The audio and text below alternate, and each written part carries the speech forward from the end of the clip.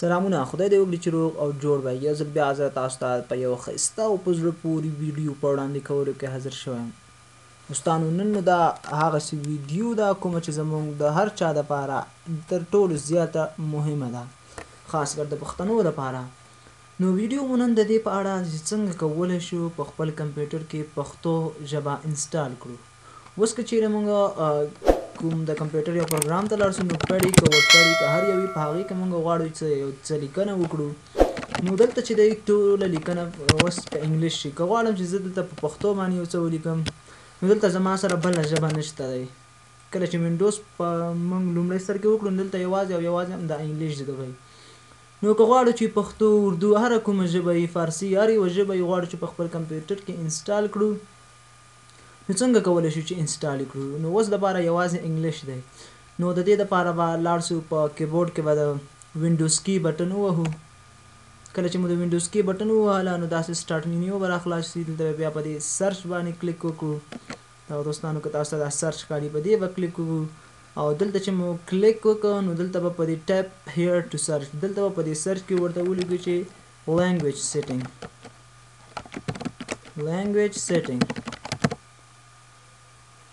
دا دی ګوره دوستانو لینګویج سیټینګ مې ورته ولیکه لږ صبر ورته وکړو چې دا را پیدا کړي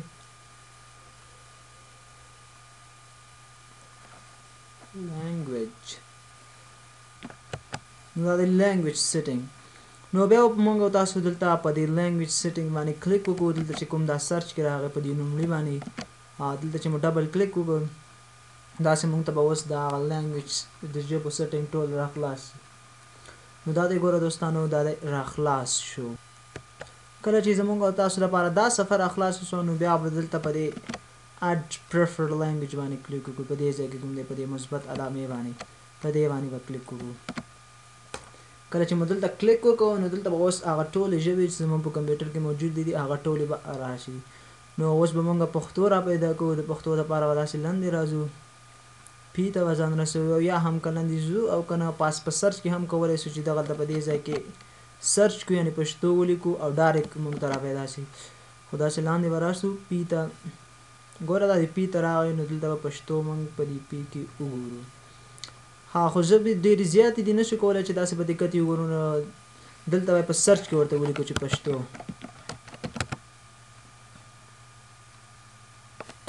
ګوره نو دا پښتو ژبه مو ورته ولیکله که نه دا د پښتو دلته راغله بیا به دلته په خپل ژبه مو ورته ولیکله دلته په دې باندې کلیک وکړو کله چې مو دلته هغه ژبه انتخاب کړو کومه ژبه چې موږ غواړو په کمپیوټر کې انسټال کړو نو بیا په نیکسټ کلیک وکړو نو دا د سرچینګ فار اپډیټ نو کله چې مو په دې باندې کلیک وکړو ګوره دلته موږ ته لیکي you are currently offline when you are connected go to language settings select the language in the list select option and finish downloading نو دلته ګوره دا وایي چې تاسو افلاین یاست او نشئ کولی چې دغه ژبه ډاونلوډ کړئ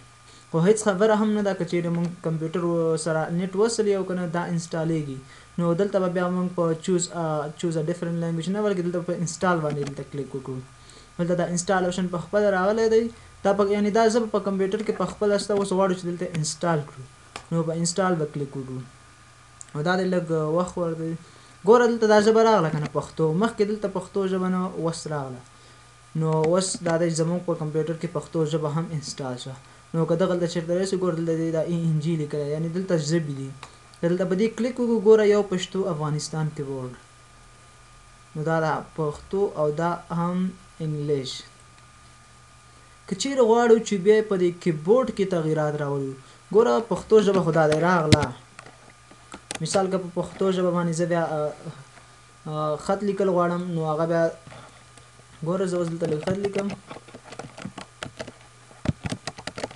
مثال دا ما خط ولیکم یعنې پښتو ژبه خو انسټال کړه صحیح ده اوس که زه غواړم د پښتو بل کیبورډ کې پکې انسټال کړم اوس خو دلته ډېرې پښتو کیبورډونه دي یو پاکستانی پښتو کیبورډ دی افغان پښتو کیبورډ دی داسې بېلابېل قسم پښتو کیبورډونه لري که چېرته دلته موږ ته مثال د افغان پښتو کیبورډ رانیسي نو هغه پښتو افغانستان کیبورډ دا بدل دی د پاکستان کیبورډ بدل دی نو که غواړو چې دا انسټال کړو نو د دې دپاره به بیا څه کوو نو څه به کوو موږ بیا همدغه ځای ته راشو کوم دلته چې دا پښتو لیکلې ده یا هم د سرچ څخه دی څه خو اوس چې مو زه به انسټال کړی نه نو په همدې ځای باندې به کلیک وکړو دلته چې مو کلیک وکړو بیا به دلته په دې لاندې اپشن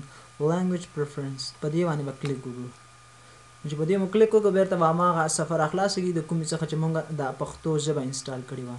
نو بیا به دلته په دې پښتو باندې کلیک وکړو اوس غواړو چې د پښتو یو کیبورډ واچو کله چې مو دلته کلیک وکړو نو بیا به دلته